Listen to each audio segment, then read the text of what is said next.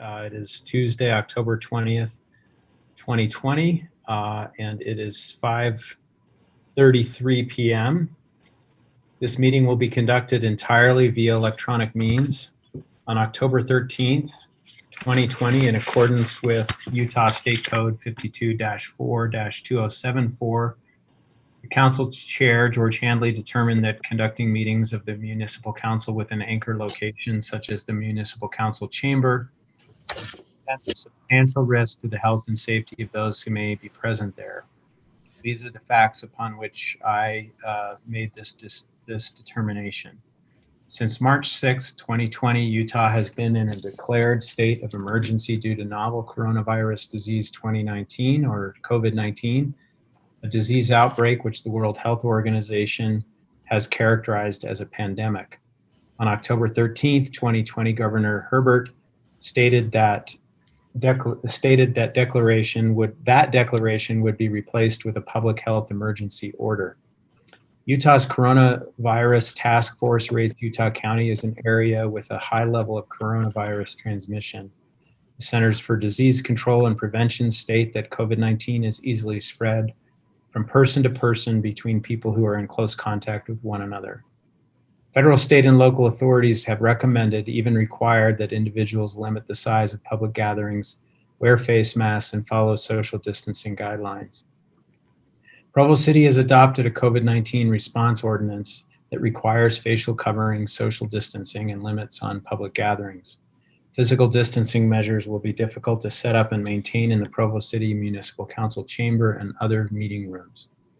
Additionally, the chair of the governing board of the redevelopment agency of Provo City has determined that its meetings are subject to the same risks and has adopted the same procedures as the municipal council. The meeting will be available to the public for live broadcast and on-demand viewing at youtube.com/Provo City Council. The council requests that attendees help maintain the decorum of the meeting by silencing electronic devices and being respectful to others and waiting to speak until called on by the council chair.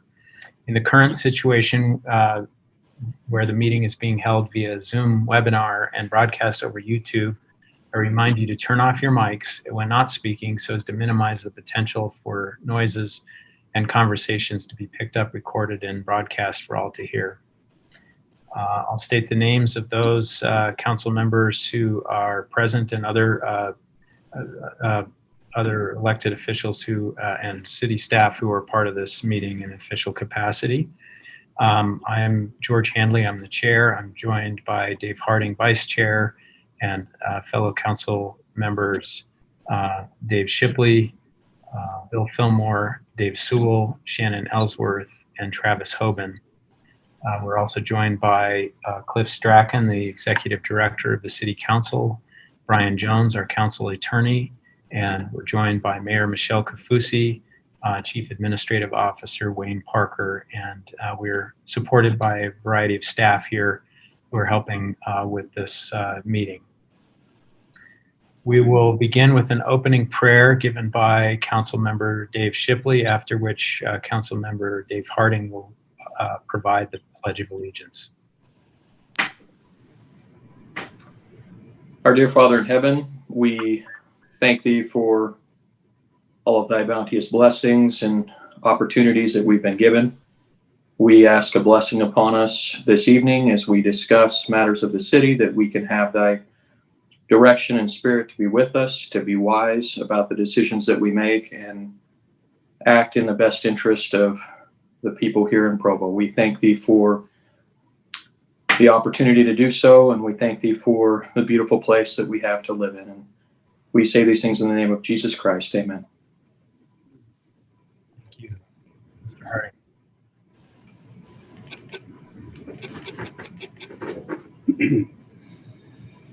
I pledge allegiance to the flag of the United States of America and to the republic for which it stands, one nation, under God, indivisible, with liberty and justice for all. All right, thank you. With us yet?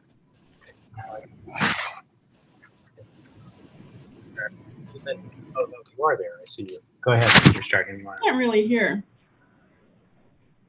We can't hear you though. Your volume seemed to have been low, so I've missed you. There are 3 types of items for which public comment will be received tonight.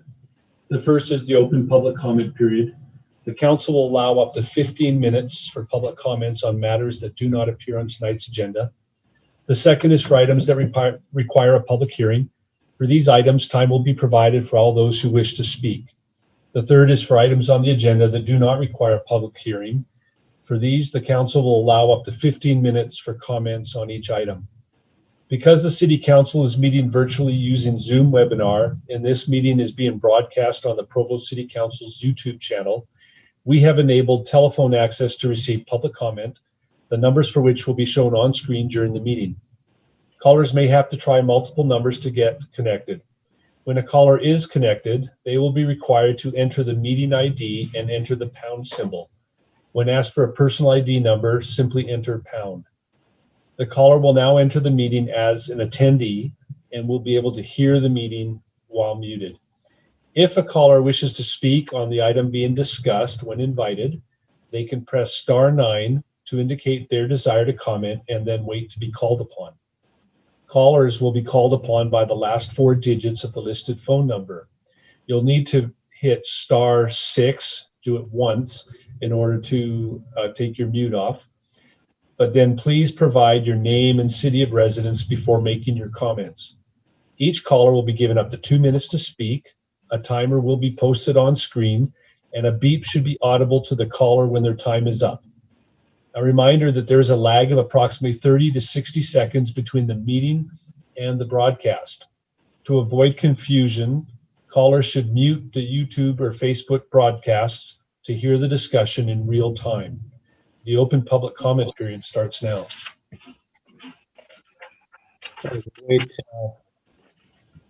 Wait a little bit here to give time for the delay. And be sure to press *9 if you wish to speak.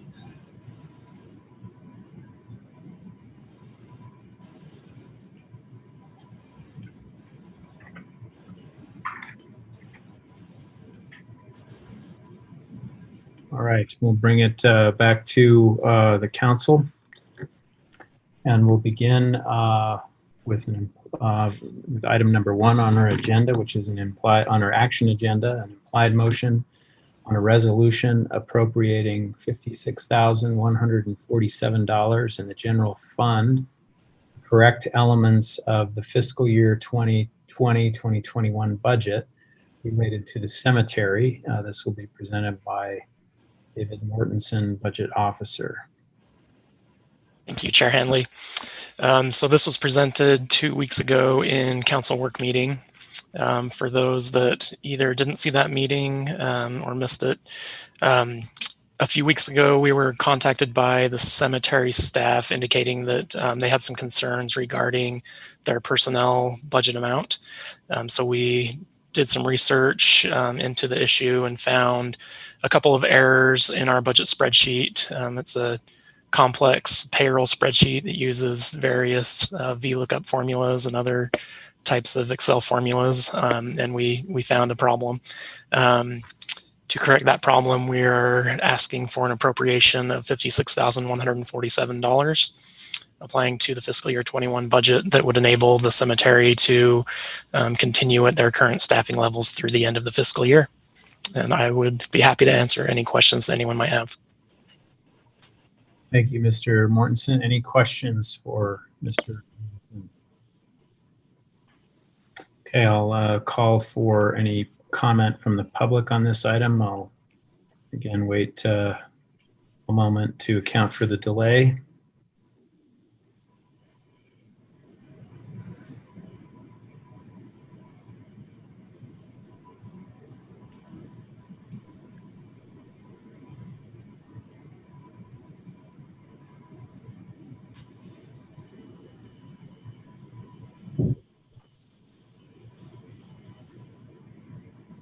All right, we'll bring it back to the council. Any discussion of this item on the council? Okay, seeing none, I'll call for a vote then on the implied motion. I'll begin with myself. I will vote yes. Mr. Harding? Yes. Ms. Ellsworth? Yes. Mr. Fillmore? Yes. Mr. Hoban? Yes. Mr. Sewell? Yes. Mr. Shipley? Yes. Okay, the voting is unanimous. All right, we'll move on then to item number 2, which is an implied motion on a resolution authorizing the consolidation of 2 Utah State Infrastructure Bank loans to create a new consolidated bank loan from the Utah Department of Transportation to the Airport Fund. And this will be presented by John Borgett, Director of Administrative Services. I believe Jimmy's going to handle this item. I don't know if he's available. I could handle it, but I think he was planning on it. Okay. Is he available?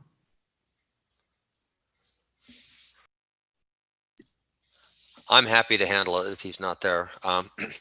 So basically, the council approved a $4 million loan earlier, and we've worked through UDOT and we're able to add to that loan and recommend a loan now, including the $4 million. And the good news is that we were able to get a lower interest rate on the original as well as the new, because interest rates are at all-time lows right now, and so it's a very attractive instrument for us to be able to capitalize on. And it, once again, is primarily the need for this came from the timingness of the funds that are going to come to fund the terminal. And so this provides us kind of a bridge until we get some of the funding at a later date to repay this off. And so it's actually a really good deal for the city because the interest rate is very attractive, and it provides us to accommodate for this timing difference.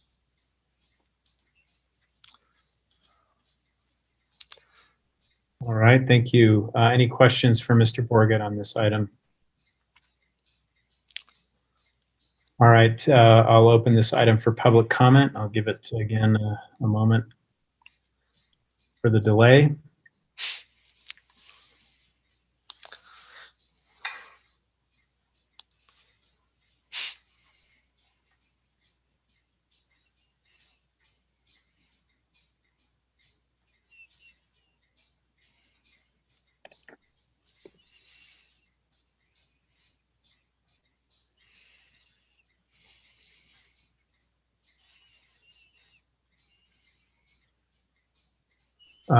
All right, we'll bring it back to the council. I see that the public works staff is indicating they're having some microphone issues. Is there any discussion then from the council on this item? All right, seeing none, I will call for a vote on the implied motion. I'll begin with you, Mr. Harding. Yes. Ms. Ellsworth? Yes. Mr. Fillmore? Yes. Mr. Hoban? Yes. Mr. Sewell? Yes. Mr. Shipley? Yes. I will vote yes. That voting is unanimous. All right, thank you. We'll move on to item number 3, which is an implied motion on a resolution authorizing an interfund loan of up to $9,100,000 from the Energy Fund to the Airport Fund. Will also be presented by John Bolton. Yes, I wanted to just discuss a few things with the council on this. First of all, the state has provided us the option to do interfund loans. They've given us some guidelines. What those guidelines are is that they should be 10 years or less, that the interest rate should be equal to however we're investing those funds. And we're proposing that the interest rate be a variable rate that equals the state pool rate. So it will be identical to what those funds are. And so we have that option. And then it also mentions that there should be a clear repayment schedule along with the ability to repay. And I provided to to council staff, I wanted to show a PowerPoint that kind of shows an overview of the energy interfund loan. So if they could pull that up, I'd appreciate it. It should be a PDF of the actual loans. Just a moment. I'm sorry. Every time I move up, that other menu pops up. There we go. There it is. Okay. So I wanted to mention a couple things. So what this shows is there's one of the factors that really measures the liquidity of a company, and particularly a utility such as energy, is their days cash on hand. And so I provided what their days cash on hand has been since 2016. And you can see it was 180, 151, 171, and 164. And then what happened is earlier this year, we have done 2 interfund loans, and I put them on the schedule here. The first one was for our HR system. They went with a product called Workday, and for the implementation, we approved a 5-year interfund loan. And I've shown on here what those balances are, what the balance is on each of those for those 5 years. And then also earlier we purchased some property adjacent to the airport, and we set that up on a 10-year fixed amortization. And then we have the interest that's variable based on the state pool rate. And this shows what those balances are over the future time frame. And so those are the 2 loans that are outstanding right now. And those 2 loans impacted our liquidity, and that's primarily the reason why it's dropped from the 164 to the 114. The other thing that's important to note is that American Public Power Association, which is an organization that our power department in the city belongs to, I was involved with the discussion, and both Charlie and Travis and I were all involved, and it was kind of a financial analyst that works with APPA, and they provided some metrics, and they talked specifically about days cash on hand being a really good liquidity measure. And then what they said is a typical range for utilities, for electric utilities, is in the 90 to 120 days. And then some of the larger utilities that do their own power generation and whatnot are 200 plus. And so I think that's a good measure. And you can see that in the last 5 years, or last 4, from 2016 to 2019, we were 180, between 180 and 151 days. As a result of the 2 interfund loans, that put us at 114 days, which is still within that 90 to 120 day range they show as typical. And then I've also listed on here the 2 interfund loans. We've got them in 2. We've got them labeled 1 and 2, but the interfund loans that we're recommending that the council approve tonight. And there's a $4.1 million portion that would actually be drawn on in this year, and then the $5 million portion, and those 2 make up the 9.1. They're not anticipating they would need it until 2022. And then in the resolution, it shows these repayments. And so this first one will actually only be about a 3-year loan, and the second one would actually culminate in 2025. And then what I've done is for the projections in the future, I've done 2 things under the assumptions. I've estimated that the O&M will remain constant for the next 6 years, so that we're just looking at the impact on the interfund loans. And so you'll see that 75, 205, 473 stays constant. And then what I've also done is that the cash will remain constant except for the increase or decrease in interfund loans. And so this cash on hand changes by the balance in the interfund loans.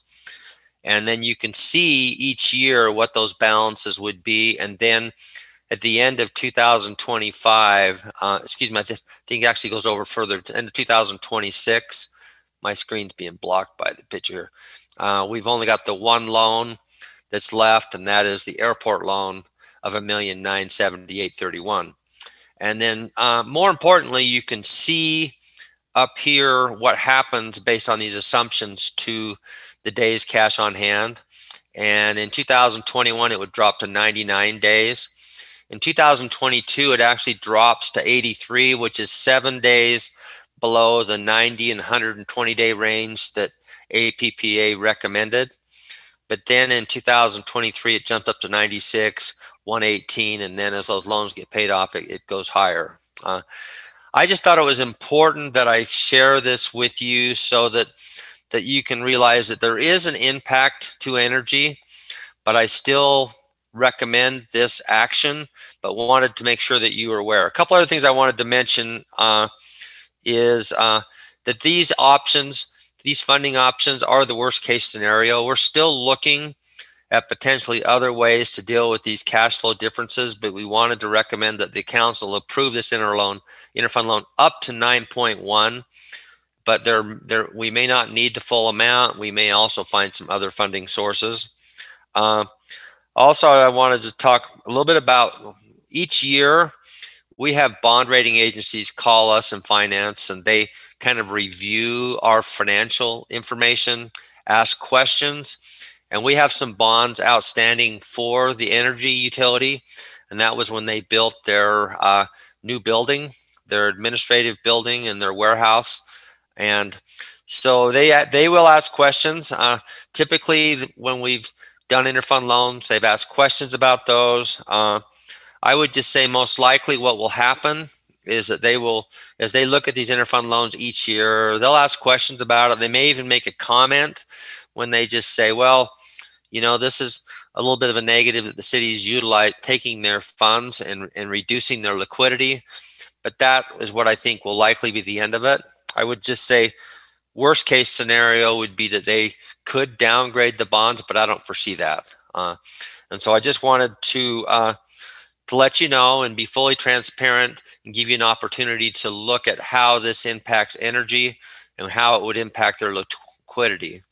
But I would also just mention again that I do recommend that we take this action. I think it helps with this timing difference that the airport's running into as far as us being able to build the terminal and capitalize now. But it does just expose us a little bit in 2022, and it does lower the days on hand in those days. The other reason that you like to have this is for some reason there were an incident or some emergency, those funds are there for you to draw on if you needed to go in and do some major infrastructure improvements or whatever due to the emergency. And so with that, I'm happy to answer any questions, but I just wanted to walk this through the council. Thank you, Mr. Borgett. Any questions for Mr. Borgett? Go ahead, Mr. Shipley. Yeah, I just wonder if you could clarify the bond rating piece, and when folks who are rating our bonds are looking at our balance sheet, are they counting interfund loans the same that they would outside other debt that the city has?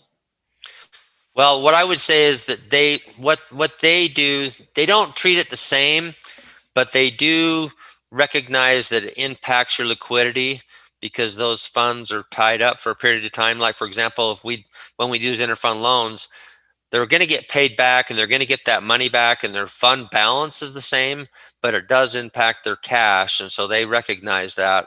And they're also sensitive to it. I'm sure they've had situations where some entities will do interfund loans and not pay them back timely, and so they may just make some assumptions or question that. But I would just mention that we're very committed, and we plan on being able to meet these schedules as we've talked about, and we're going to follow it strictly. Any other questions for Mr. Borgett before I open this item for public comment? All right, I will open it up for public comment. Wait a moment for the delay. We have the instructions.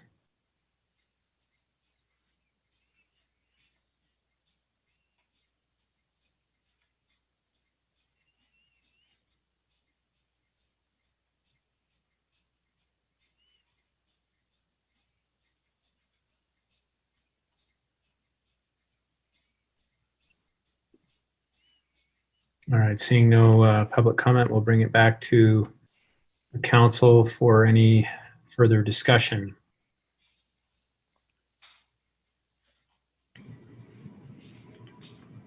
Mr. Harding.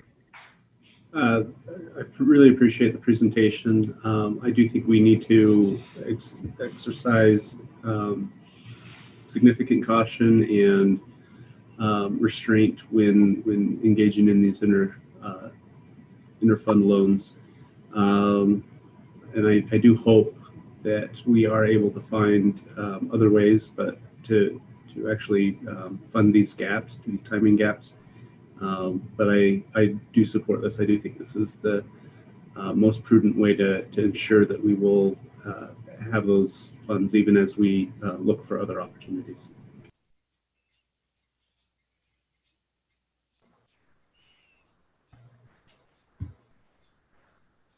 Okay, any other discussion? Not, I will call for a vote on the implied motion, and I'll begin with you, Ms. Ellsworth. Yes. Mr. Fillmore. Yes. Mr. Hoban. Yes. Mr. Sewell. Yes. Mr. Shipley. Yes. I will vote yes, and Mr. Harding. Yes. And that voting is unanimous. We will turn now to item number 5, which is an implied motion on an ordinance amending Provo City Code regarding. Do you mean item 4? Excuse me, you're correct.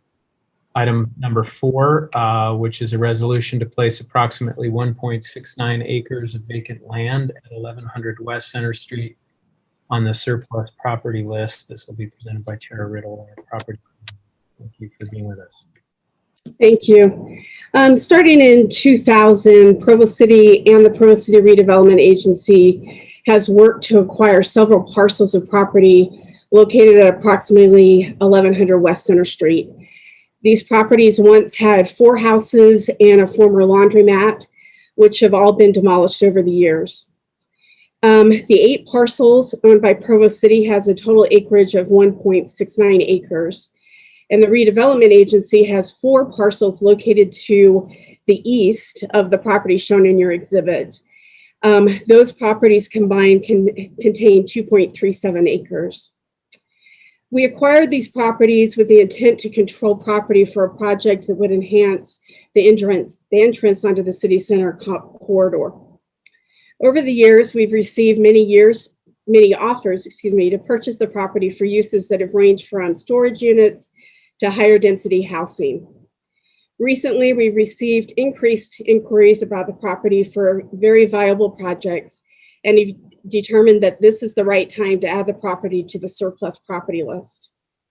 Having the property surplus will ease the process in negotiating the sale of the property. The resolution that you're considering this evening is for the 1.69 acres of property that is in the name of Provo City. The properties owned by the redevelopment agency do not need to go through a formal surplusing process because the agency's real estate holdings are by nature considered to be surplused and for sale. But those properties would also be included in any negotiation that we'd be considering. The subject property is located in the FC2 zone, which is a freeway commercial zone, which provides a nice transition between the freeway commercial area and the gateway into downtown. The primary use for this land is for commercial and surface uses to serve regional and local needs, mainly because of its proximity to I-15. As you can see in the exhibit that we were seeing a moment ago, there are many overlaps and gaps on these parcels, which will need to have a survey completed and those property issues cleaned up before selling the property. It should be noted that there is currently a community garden located on the parcel. We have been working very closely with Community Action Services and Food Bank, our partner for the management of the community garden, and they recognize that this garden is a temporary use and that it will need to be removed if we end up selling the property. This evening, we are seeking approval of the resolution to place the 1.69 acres of vacant land on the surplus property list and then authorize the mayor to dispose of the property by selling it subject to Provo City Code. And then finally, the municipal council's approval of any terms of the real estate purchase contract related to this property. So this is the end of my prepared presentation, but I'm happy to answer any questions. Thank you. Any questions? Yes, Mr. Harding. I was following all of that, and at the very end, my audio may have cut out just a little bit. So would you repeat again, what are we deciding today? If we vote for the implied motion, what are we committing to? So simply, you are just putting the property on the surplus property list. Okay.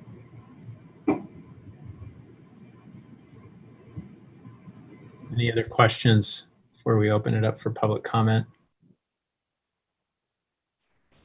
Okay, I'll open it up. Yes, Ms. Ellsworth, go ahead. Yeah, I'm just curious if the design standards that apply to Center Street include this part of Center Street. How far down does that design corridor extend? I don't know the answer to that question. I can find out for you.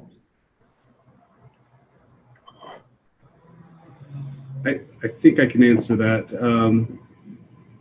West of 5th West, there's actually 3 different zones. There's the Gateway Zone, there's the West Gateway Zone, and then there's Freeway Commercial. I can't remember if it's 1 or 2. And I believe that this is in the Freeway Commercial Zone. So the design standards get more and more relaxed as you get closer to the freeway. So this would be in an area that is has the least stringent design standards. Okay. Yeah, this isn't a very visible place when people get off the freeway. It's not hidden. So that's helpful. Thank you. All right, any other questions? Otherwise, I'll turn it to public comment now. Wait for the delay. Okay.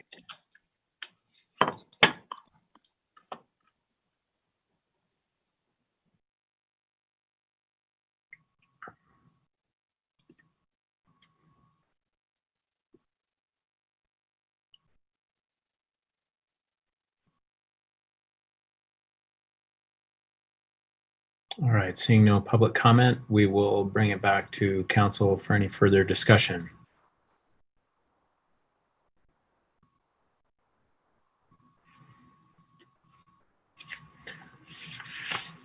Okay, Ms. Ellsworth, go ahead. Yeah, I'm just curious what options we have for design standards. As I mentioned, this is a very visible parcel as people get off the freeway, and it is part of the gateway to our city. I'm not sure if the appropriate staff members are here to answer that, but if anyone is, it would be helpful. Harding. So that was actually kind of where I was getting at with my question earlier, which is, what exactly are we committing to? And my understanding of the answer is this signals and facilitates a sale, but because we own this land before it's sold, that the council will need to sign off on it. So we've got an additional layer of protection there. The whole reason the Provo City bought this was to help control what goes in there with the concern of we want something that is a good, will beautify the entrance to our city. So I think we've got far more protection than we normally would, because in addition to what zoning we have now, we will need to kind of sign off. And I also think that gives us an opportunity to, if we do want to make tweaks to the zones or the design standard, we have that ability before we sign off on the sale. But correct me if that's wrong, Ms. Riddle. Nope, that is correct.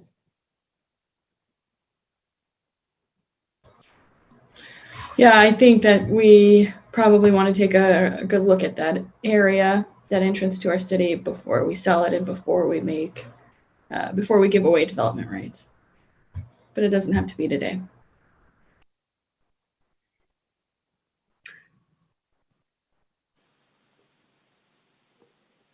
Mr. Shipley? And I guess I would add that I'd give preferential treatment to any developer that would look for a way to maintain the community garden.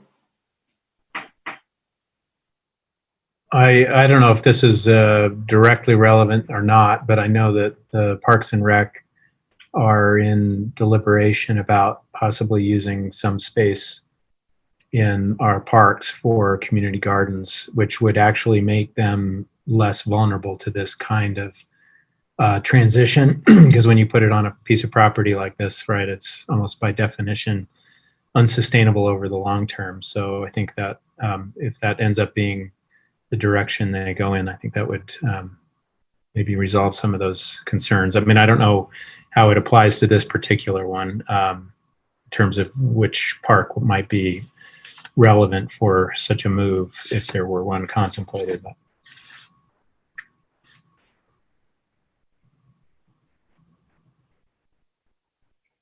All right, any other questions or comments for about this item? Any other discussion?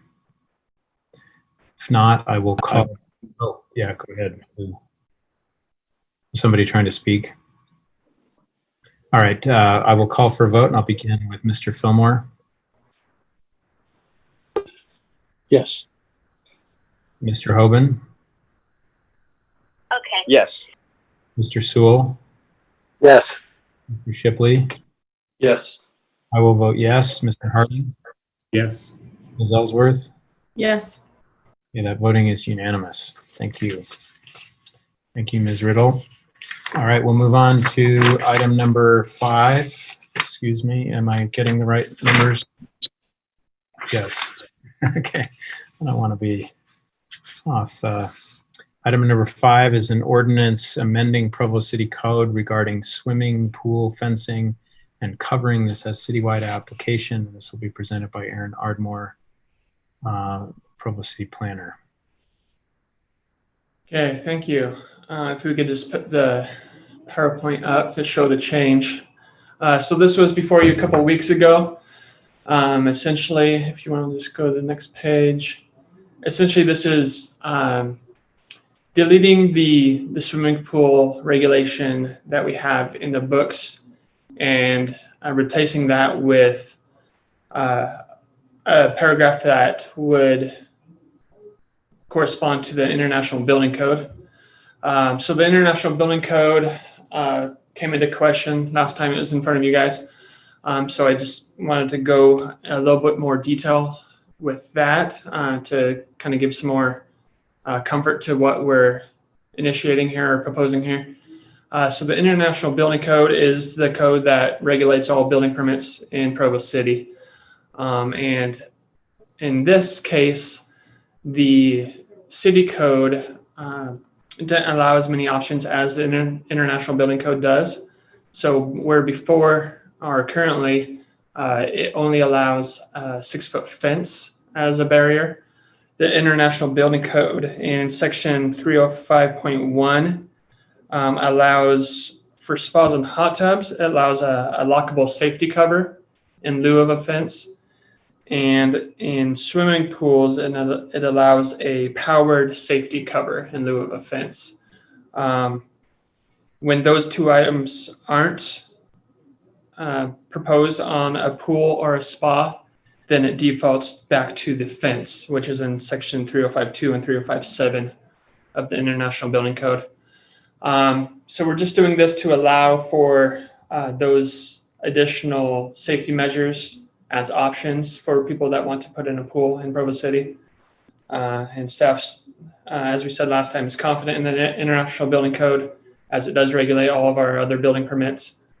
So we're just doing this to comply with that and to move forward as that advances.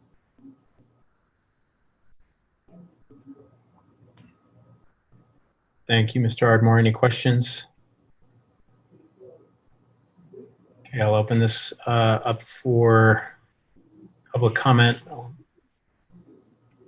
Required waiting period for the delay.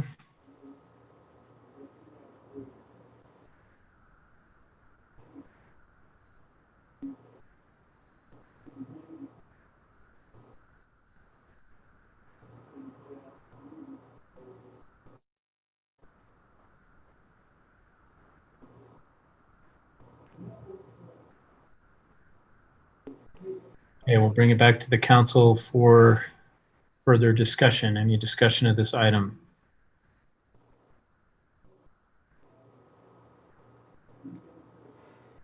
All right, well, we appreciate that, Mr. Ardmore. We appreciate you going back and helping us have a little more context for that. I will now call for a vote on the implied motion. I'll begin with Mr. Oh, sorry. Sorry, it sounded like somebody was trying to speak. Mr. Hoban? I'll begin with you. Did we lose Mr. Hoban? I actually don't see him.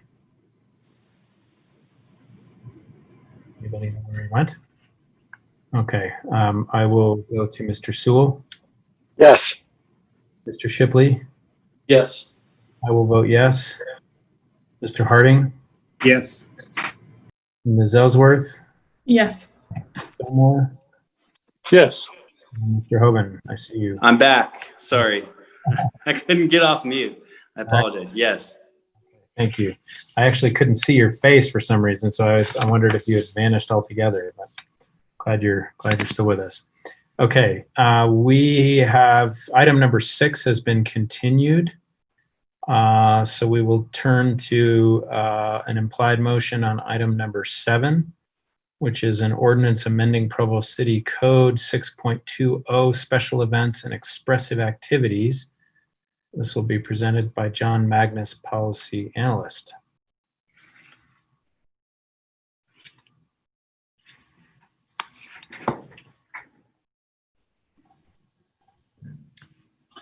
Good evening, council members, mayor. Before you, what we have is a ordinance. It's actually a rewrite of section 6.20 of the Provo City Code. What it is, it's the ordinance that deals with the use of the public forum, the public space, sidewalks, parks, and streets. What we've done is we've gone through and streamlined it a little bit to clean up some of the language to make it a little more easy to understand. We had areas of that were problematic constitutionally, so we cleared up that language to make sure it was very clear to the courts what we meant and our intentions were. What we have are 2 competing interests. One is free speech, which has a high level of scrutiny. And then we have the public forum doctrine, which also has a high level of scrutiny, but it's placed a little different. What we've done with the new ordinance is we've taken commercial speech, which has a lower level of protection, and kind of cut it away from the protected speech, political speech. And so if you read the new ordinance, it actually kind of has 2 different sections, one that deals with the political speech and one does with the commercial speech. The way we reorganized it, we went through court cases at the appellate level and at the Supreme Court level to look at other cities, jurisdictions that have been challenged in court. We designed our ordinance based on those or cities that have survived judicial review, and we have aligned our new ordinance with those rulings to ensure that if we are challenged, we will survive constitutional muster. The biggest change in this is that we have expanded what we consider protected speech or public speech or political speech, the protections for that. We've also made it a little clearer on why you might not be able to get a permit. So those are everything that we've done pretty much. It's not a big rewrite. It's just a more tweaking and adding some protections in and giving the police a little more explicit powers to deal with some of the issues that can arise if there is a unlawful assembly. Also in this, we have created a little ability for the administration to make some administrative rules to ensure that the enforcement meets the needs of the city without having to come back and rewrite the ordinance every time there's an issue. With that, Camille Williams from the City Attorney's Office is also with us. If you have any questions about the legality of it or any questions of law or matter, she's here to answer those. Thank you, Mr. Magnus. Any questions for Mr. Magnus or for Ms. Williams? Go ahead, Bill. Mr. Fillmore. You need to unmute yourself. As the council is aware, I was charged with chairing this committee. It came about in part as a response to the incident where we had gunshots fired the University and Center Street a while back in the midst of a demonstration. The question was, is our ordinance constitutional in all respects? Secondly, have we provided our public safety people with the tools they need to protect our citizens and property? And I just want to say that it has been a very rewarding labor. I take my hat off to John Magnus, staff, to the council, and also to Camille Williams in the city attorney's office. They have been just great to work with. And we have reviewed very intensely the constitutional issues to make sure that we are in conformance with Supreme Court precedents. And I would say, based on conversations, that our local police are pleased with this ordinance. And I would recommend it to the council. It's a good piece of work. You, Mr. Sewell.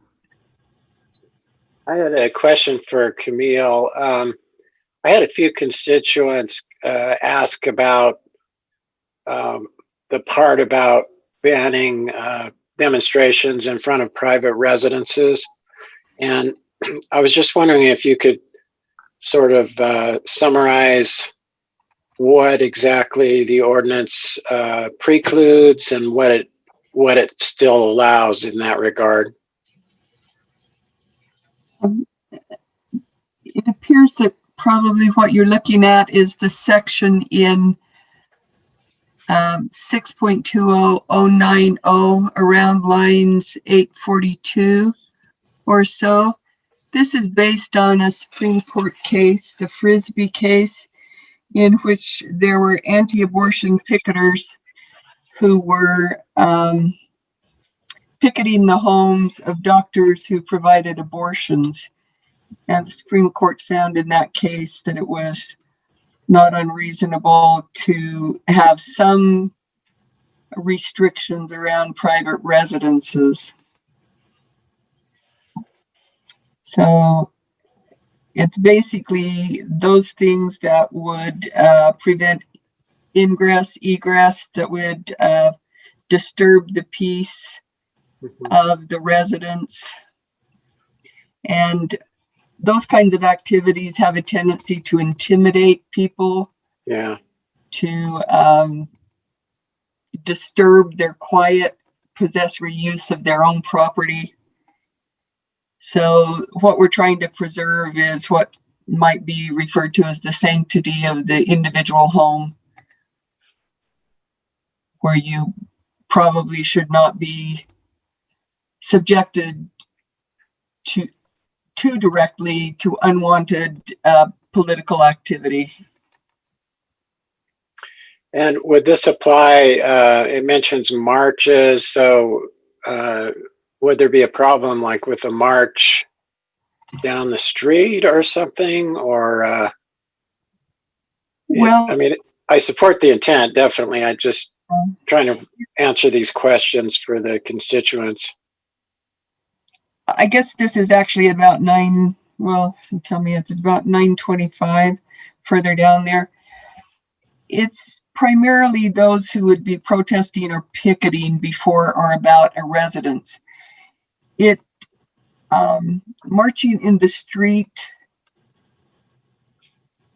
really isn't lawful if you're obstructing traffic. Right. And so I would suppose someone might be able to seek a permit to march in a residential area. Presumably, if they were doing that, it would not be targeting a specific residence. This section of the ordinance is modeled after an actual city ordinance in a town in Wisconsin, if I remember correctly, and which I believe was the basis of the Frisbee case. Oh, that's great. Okay, thank you. Mr. Fillmore. Or you're muted. In response to Mr. Sewell's question, we're focused on protests which target an individual's home, particularly in a city official or public safety officer. We just feel like they're entitled to privacy and sanctity of their own home. So it wouldn't be a parade that simply marches by.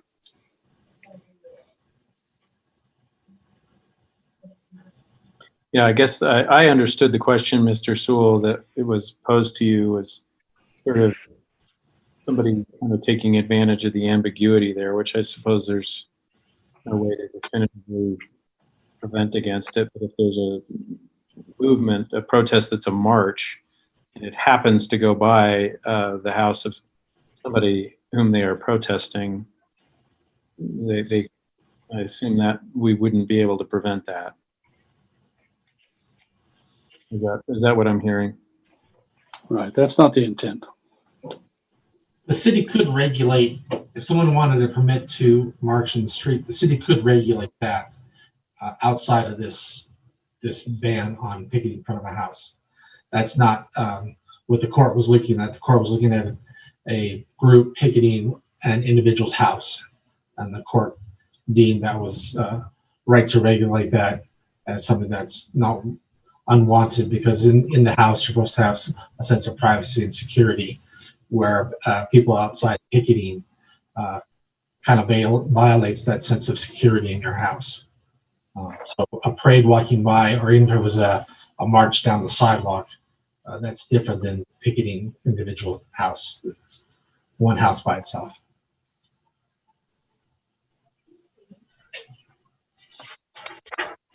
All right, let's see. We haven't opened this up for public comment. So any other further questions for staff before I open it up to public comment? We'll go ahead and do that now then. And I'll wait for the delay.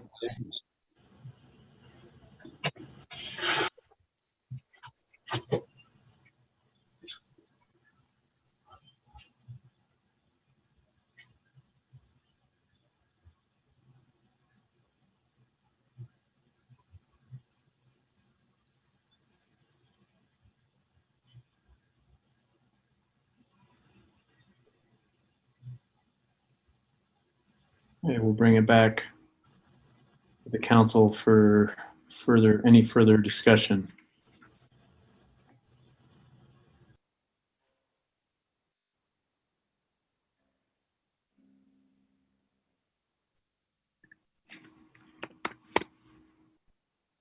Mr. Sewell.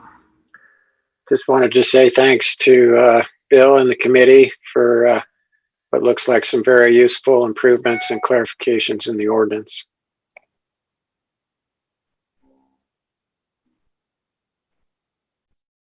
Yeah, I want to express my gratitude as well. I know that this, excuse me, there were a lot of challenging issues with regard to this particular ordinance, but a need for something more clear and effective. Excuse me, and I think what we have here is a significant improvement. So I appreciate all the effort that went into this.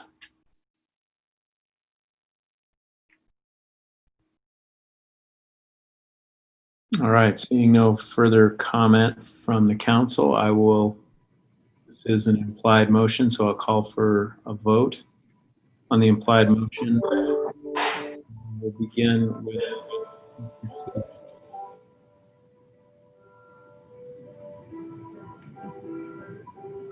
Mr. Sewell. Yes. Mr. Shipley. Yes. I will vote yes. Mr. Harding. Yes. Yes. I think you may have called my name, Mr. Chairman, but I seem to hear a good humor ice cream truck outside the door somewhere. Okay. Yeah, I'm in favor. All right. Mr. Hoban. Yes. All right. Was that everybody? I think I got everybody. That was unanimous. All right. Excellent. We'll move on then to our last item, which is number 8, a discussion regarding the renewal of certain requirements related to the COVID-19 pandemic responses including face coverings in public gatherings. And that staff in scrambling to get this ready just in time. So we appreciate their efforts. This is presented by Cliff Strachan, our Council Executive Director. Thank you, Mr. Chair. So we have, as you said, we have been tweaking the one of the drafts that we shared with you previous to today's meetings. What we've done now is we've added into the whereas clauses support for the state's public health order. For those watching, what was decided during the work meeting today was to put forward an ordinance under an implied motion that would effectively amend and remove the civil infractions and repeal requirements related to the COVID-19 pandemic response ordinance that the council had passed at the end of August. The reason for doing this, if the council adopts it, is because the state has come out with a new set of guidelines. They've come out with a transmission index that's based on the data that's available in the state as to COVID transmission. Utah County continues to be high, and West Provo is one of the 3 highest areas in the county right now. What we've done in here is effectively remove those things. We put a reference in to the previous resolution, the support for the state's Mask Up campaign and the Provo City's Join the Masquerade campaign. I'm going to turn it over now to Brian for any questions you might have with respect to the ordinance and what's in it. But for the public and for anybody watching, that's where we are right now. I'm happy to answer any questions. As Cliff mentioned, this ordinance that's in front of you, which was chosen out of a few different options to be presented during the work session, which isn't a binding final decision. You can still make changes, but the decision at the work session was to present tonight a version of the ordinance that repeals, that undoes the changes made in August to Chapter 9.17 regarding civil infractions, to make violation of the face covering ordinance a civil infraction, penalized or subject to penalty by a fine, and then to completely repeal Chapter 9.25 of our code, which includes those face covering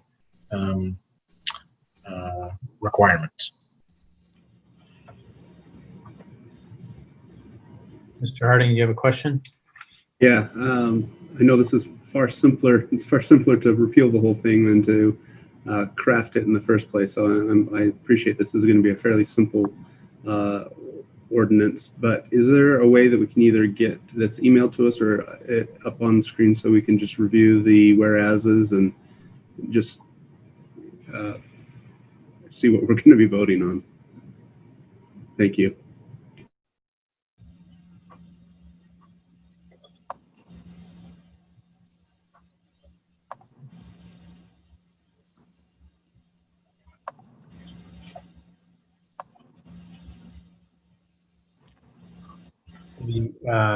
Is there any way to scroll down so we can see all of it? Oh, okay.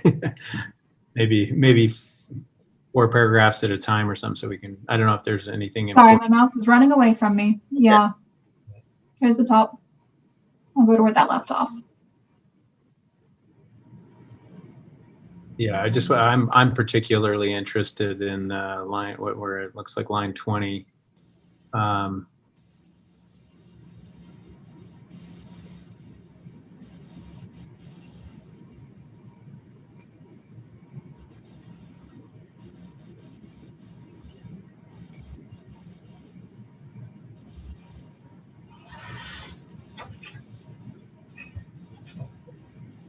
Mr. Sewell, maybe you can. Could we double check that line 23? I thought that Health Order 2020-18 was the one that was replaced by 2020-17 and 2020-19. Can we just double check that? Let's see. And is it possible to get this in our inboxes so we can scroll through it at our own speed? Yeah, stand by. Thank you.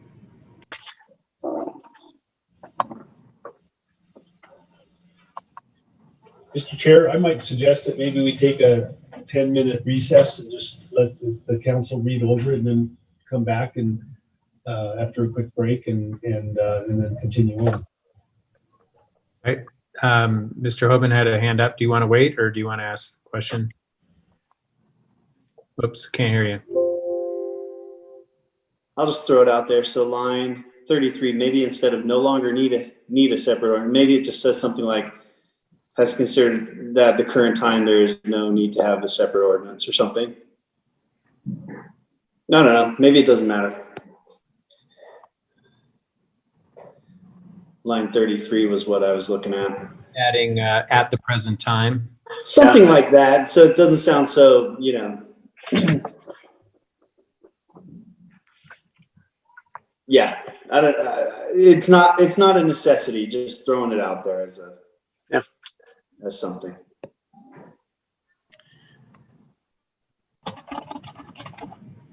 And 2020-18 is the transmission index order.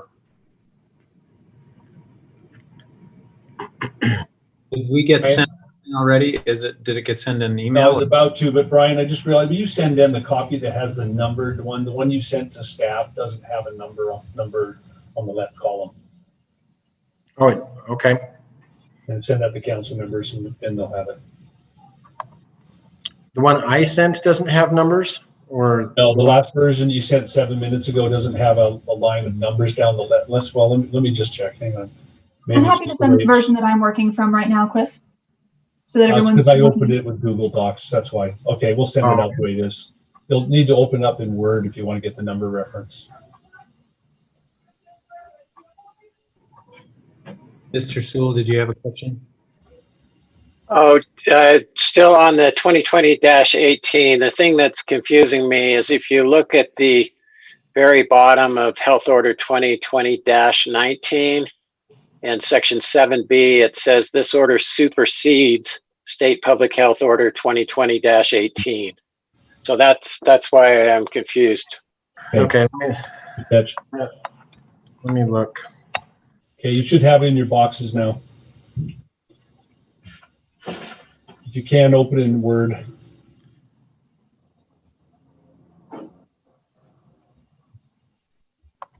Okay.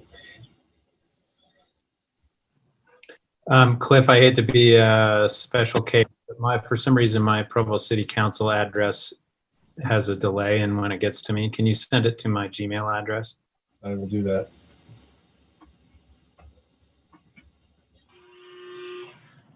Oh, let's see. So why don't we take a 10-minute break then? Do we need 10 minutes, 5 minutes? What's the feeling? 5? Why don't we come back, call it 7, come at 6:45. All right, we'll come back at 6:45. Okay, Mr. Sewell, you're correct, but the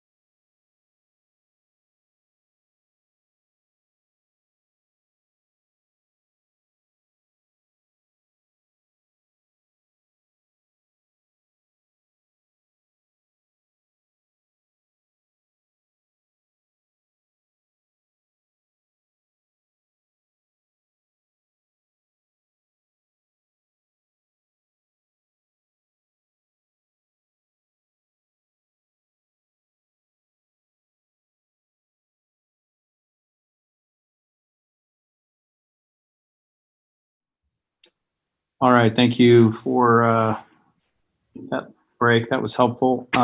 We have hands up from, let me see who was first. Ms. Ellsworth, go ahead. Yeah, I was wondering if we could tweak the language, if that's all right. I feel like the shared intent of the council, I think, someone can correct me, is to really simplify multiple mask mandates, right? And that didn't seem clearly articulated here. But I also feel like our greatest intent is to protect the public health of our community. We cite a variety of reasons, but I wish that we were more clear about wanting to protect public health and doing that with the state's mandate, which is more strict than the Provo City mandate. Is there some way to incorporate that?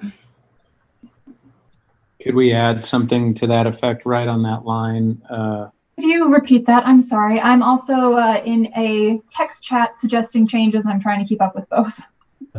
Oh, okay. So my recommendation is that let's see, you might have to scroll down a little bit. Right, okay, hold on. Let's say around line 30 where it says it's more restrictive. Yeah, more restrictive than the Provo City Chapter 9.25 COVID-19 response. And may provide better protections for the public health of Provo citizens. And I would add there more restrictive and more geographic. What's the word I'm looking for? More comprehensive geographically. Encompasses a greater geographic area. Yeah. And thereby would ensure the health of Provo citizens more effectively or something like that.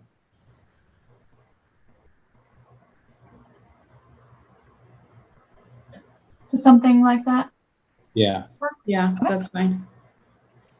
I think the only other small changes made, just so you're aware of what's going on in the other text chat, something here has considered if there is still a need rather than considered there is no longer a need, something along those lines, and some minor grammatic tweaks. Should we put in, sorry? Go ahead, sorry. Oh, should we put anything in there that says, like, while we are designated in the high transmission index, that we, like, indicating that we may reconsider this if we are in the medium transmission index? I'm not sure I would. I think you can always come back to that if you need to, but I think if you follow, I mean, the whereas is just saying where we are, and you always still have the ability to go back and do this over and do another one if you need to. Okay. Would it be acceptable to delete lines 37 through 39? I don't remember any counselor mentioning that. That came in a text from Councillor Sewell. No, I wouldn't delete that yet. Councillor Sewell had requested that we mention the support for the efforts that are already underway. That came in a text, I think, last night or today. And let me just say, I also support that that paragraph. I think that's helpful. If in case we're just, yeah. Mr. Sewell? I like it, and I like the additions that we just made. And I was just wondering if the administration liked the messaging or had any suggestions in that regard. Mayor? Yes, thank you. I wasn't quick enough to raise my hand, so thanks for calling on me. I've read through it and we've talked through it, and I just first want to say thank you. I appreciate the effort from the City Council. My whole thought process is, we're not looking back, we're moving forward. I think this helps with clarity for our citizens, and it's just, it just shows what unity can look like. And so I just really want to say thank you, and I appreciate your efforts on this.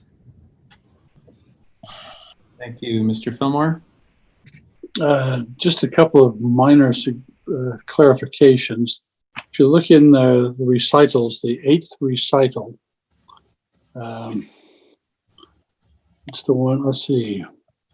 You know, all of a sudden my thing isn't moving. I can't scroll it for some reason. Anyway, if you look in the 8th recital, I believe it refers to, somebody's already suggested making a change that say we don't think it's necessary at the present time, given the state's health order. I think that's a good clarification. But the one I wanted to add was I think it refers only to individuals there, and we ought to reference businesses as well, individuals and businesses, because the state health order, as I read it, is very much directed towards businesses as well as individuals. At line 36, Hannah. Okay, please go. To all individuals and businesses within the city. There we go. Thank you. You got that? Okay, I'm now seeing that on my screen, so that's great. Yeah, and I wonder if you want to just change individuals to persons. Persons in legal documents and laws, persons sometimes refers to entities as well. I just assume keep it businesses. Individuals and businesses, okay. Yeah. Okay. Another thing in recital number 9, one that follows, it refers to state health department's orders, plural. I think it's just a singular order, capital O, unless we're referring to something more than the current order. It's been under discussion. I think there's two orders. One that declares a public health emergency, and then the other one that creates the transmission index area restrictions. That was my purpose. Good point, Brian. I had forgotten that. Next thing is under the introductory paragraph that says now therefore.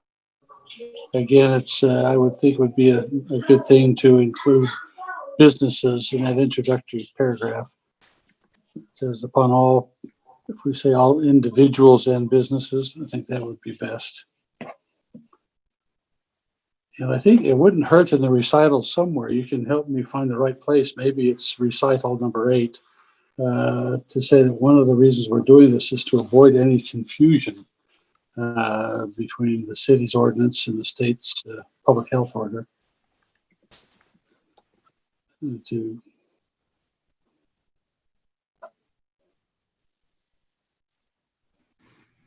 any other? Yeah, that's all I have. Thank you. Thank you. All right, so we're still in, we haven't opened it up for public comment yet, but go ahead, Mr. Sewell. So we're still just tinkering with the document. Oh, I just forgot to double check the reference to the health order number. Could we scroll up more toward the top?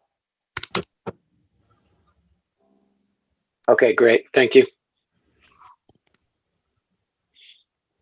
Incidentally, if you go forward with this ordinance, what we have, Karen and I have been working on is a news release and messaging to go out that essentially says that the city would defer to the state's public health order, and we're promoting in this the whole idea that the Utah's health guidance levels are in effect, and those are the ones we should be following. We mentioned that this ordinance would be repealed essentially if you go through with it, but we really want to send out the message that it's now the state requirement that masks are required, social gatherings are limited, and physical distancing, good hygiene, etc., are needed.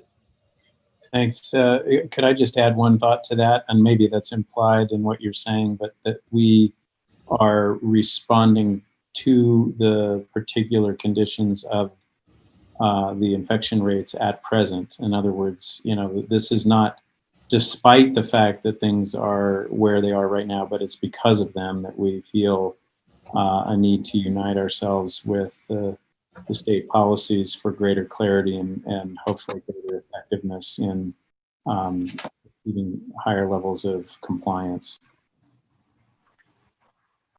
Yeah, we've got in here right now, it says that while case counts are currently declining in Provo, the surge is now hitting our hospitals. So we'll play with that paragraph. Okay. Mr. Whiting, did you have a comment? Yeah. I just wanted, in talking about the messaging, and I really like how the therefore is worded. This isn't just we're deferring to the state, but we strongly support what the state has proposed, and we are embracing what the state has proposed, and that's why we're repealing. Is not to defer, but to really embrace. And we do call on all individuals and businesses to follow these state guidelines.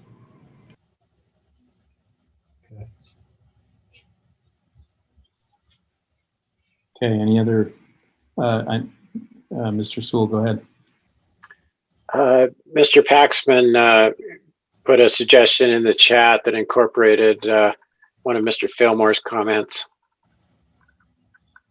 I'm having difficulty getting the chat up. I'm going to stop screen sharing so that I can pull that up. Just a moment. So I'll give it Back to to you screen sharing on in your, a sec. I'll give it to you on the Hangout. Line 32. Thank you.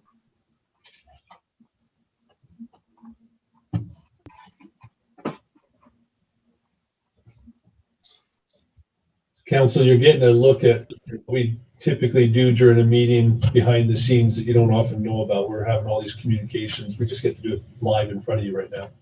This is the sausage making, the proverbial sausage making. Yeah, trying to keep things running. Well, while you're there, unless you have more suggestions, maybe it's the time to open it up for public comment. Yeah, let's do that. But Hannah will also need to multitask and put up the instructions. Okay. For that.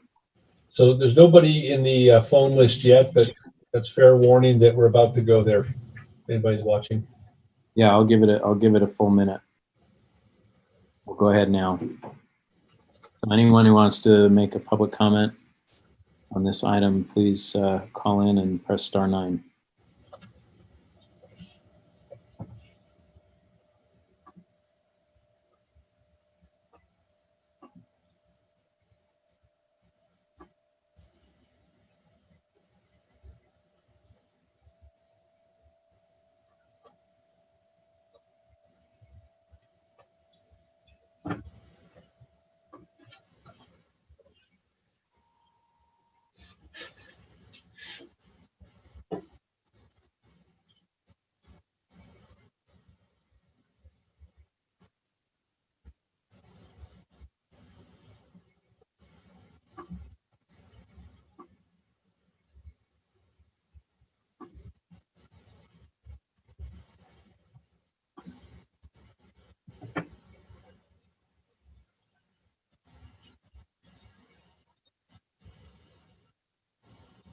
Okay, let's bring it back to the council for any discussion. Mr. Jones?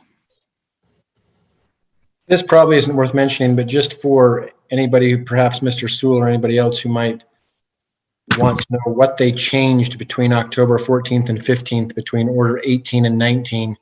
The only change, which is related to some of Mr. Fillmore's comments a few minutes ago, the only change is they replaced the word businesses with the word persons.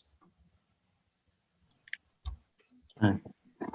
I'd like to make a comment. I feel good about this action, and we had an earlier discussion about this at some length this afternoon.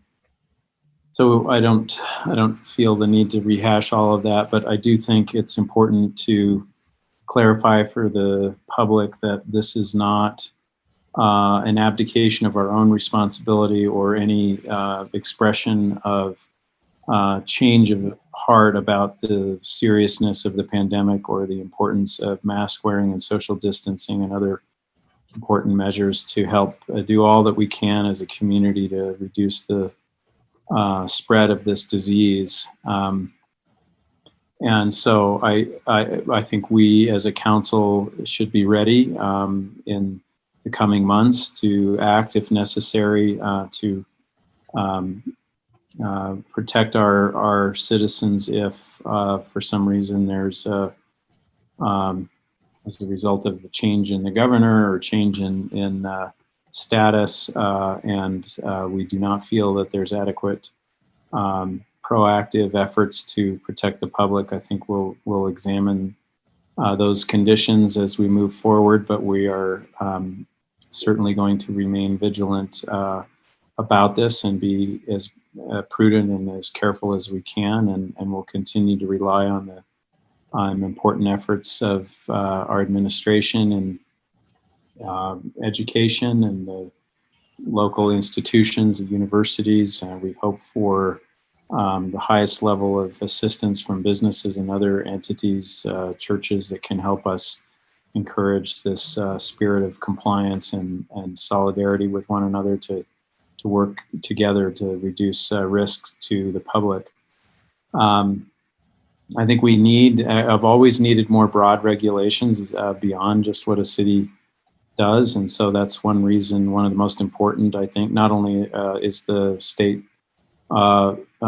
action very clear, it has sort of and in some ways more strict than ours, but it's also more comprehensive geographically, which I think is the best way to help us because, as I said earlier, we're such a mobile community. We have multiple points of contact along the Wasatch Front, typically. And one thing that I've heard repeatedly that I just feel a personal need to clarify from my perspective, people understand that the younger you are, the less vulnerable you are to the worst effects of this disease. And while that is true, 3 people have died between the ages of 15 and 24, and over 300 have been hospitalized. And we don't know what the long-term effects of this disease are. And because of the interconnected and familial and neighborly structure of our communities, these people are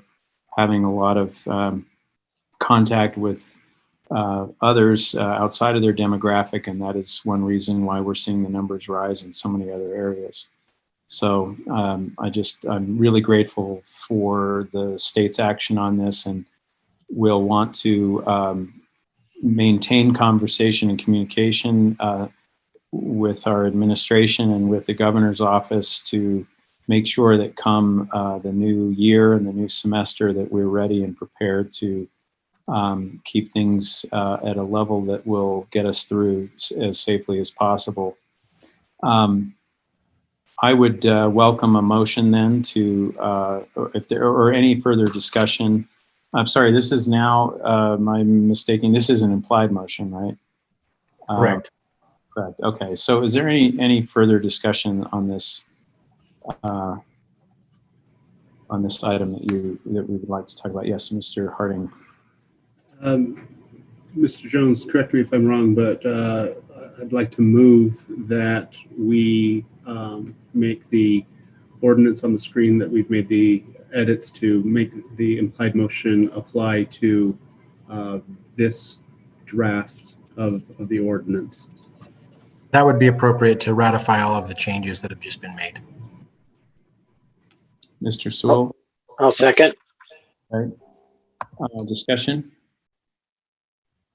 All right, I'll call for a vote on that. We'll begin with Mr. Where was I? Mr. Shipley, I think we start with this time. Yes. I will vote yes. Mr. Harding? Yes. Ms. Ellsworth? Yes. Mr. Fillmore? Yes. Mr. Hoban? Yes. Mr. Toole? Yes. All right, that voting is unanimous. So this is the version that we have an implied motion on. Any discussion? Was that a contrary vote, Mr. Fillmore? Or? That was our gold retriever, Theodore. All right, Ms. Ellsworth. I just want to thank all of my colleagues here on the council for the courage that they've shown through every part of this decision-making process from March until now, and I don't think it's over. So I just appreciate the intellect and sincerity and courage that each of you have shown throughout these many, many long nights and conversations. Thank you, Ms. Ellsworth. All right, seeing no further comment, I will call for a vote on the implied motion, and I will begin. I will vote yes. Mr. Harding? Yes. Ms. Ellsworth? Yes. Mr. Fenner? Yes. Mr. Hoban? Yes. Mr. Sewell? Yes. Mr. Shipley? Yes. All right, thank you. That voting is unanimous. And as a result of that, we have a whole bunch of items that have been continued all the way through item number 15. So if there is no objection, we will now adjourn. Mr. Chair, if I could object for just one moment. Before we will meet again, we will have an election. And so if I may, I'd like to encourage everyone in Provo to be sure that you are informed and go cast an informed vote. I believe there are 3 days left to register, and I believe there's even same day voting provincially. So it's not too late, but it's getting close. I encourage everyone to go be an informed voter. Thank you. Very good advice and a reminder. All right. I was in the middle of saying if there is no objection, we will now adjourn the Provo Municipal Council meeting by unanimous consent. Thank you, everybody, and have a wonderful evening.